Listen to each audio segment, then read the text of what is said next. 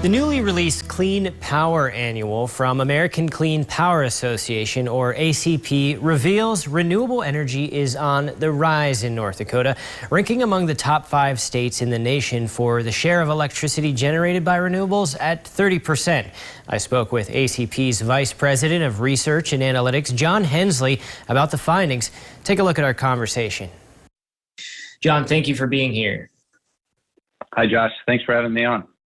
Now, John, you lead the analytical efforts to evaluate policy and regulatory priorities. How do you see clean energy growing in North Dakota? Yeah, so clean energy is on the rise in North Dakota. You mentioned up front, 30% of the state's electricity generation is coming from clean energy. At this point, it's primarily wind, but there are a lot of opportunities in the state to expand that well beyond 30% as we think about a strong solar resource that's available in the state. And as there's growing interest in battery storage as another way to pair with wind and solar technologies and provide a kind of a firmer power resource available to the rest of the electricity grid. North Dakota is also part of one of the larger regional electricity markets, and so it can be a state that can leverage its strong clean power resources and help to power other parts of the country with clean energy. I often hear the talking point that there just simply isn't enough room on the grid for more renewable energies. What is your stance on that?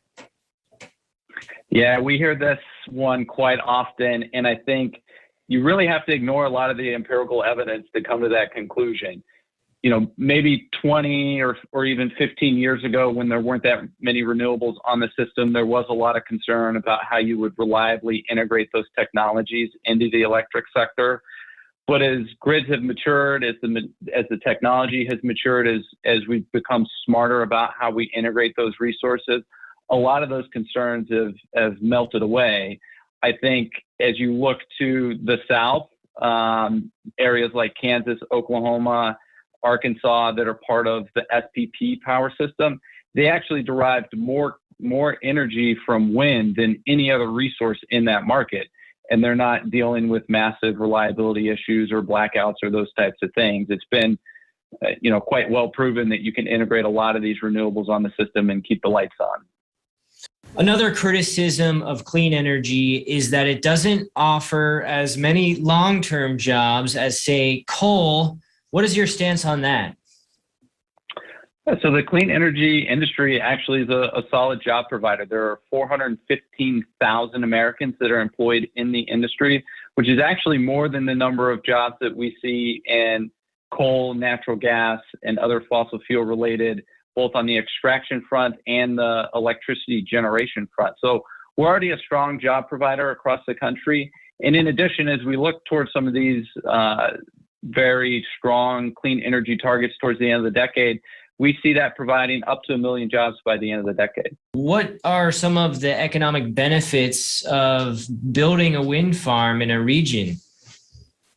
Yeah, I'm glad you asked. These projects come with tremendous economic benefits, not only the initial capital investment that goes into building the project, but also in the form of payments to local communities. Landowners get paid to use the land to host the projects, and these projects every year pay out millions of dollars in state and local tax payments that help to fund community activities, local fire departments, school districts, etc.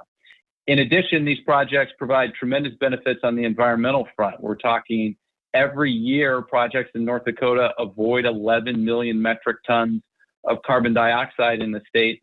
And we found that translates into long-term health benefits of between $1 and $2 billion every year from these projects. All right, American Clean Power Association's John Hensley, thank you very much for your time. Thanks for having me.